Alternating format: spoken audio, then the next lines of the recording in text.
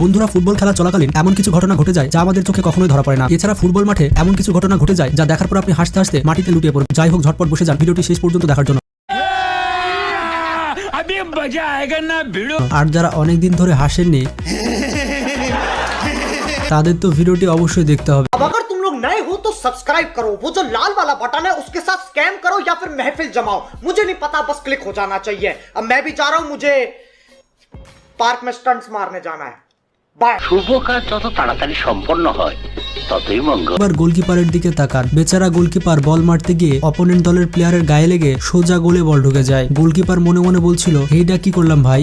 বন্ধুরা, এখানে খেলতে খেলতে 21 নম্বর জার্সি পরা প্লেয়ার হঠাৎ ইনজুরিতে পড়ে। বেচারা ইনজুরির কারণে হাঁটতে পারে না। বিপরীত দলের খেলোয়াড় তাকে বলে, ভাই তুই টাইম নষ্ট করছিস, যার কারণে তাকে সোজা কোলে তুলে বাইরে নামে দিয়ে আসে। বেচারা 16 নম্বর জার্সি হয়তো এক মুহূর্তের জন্য ভেবেছিল যে তার বউ ইনজুরি হয়ে গিয়েছে।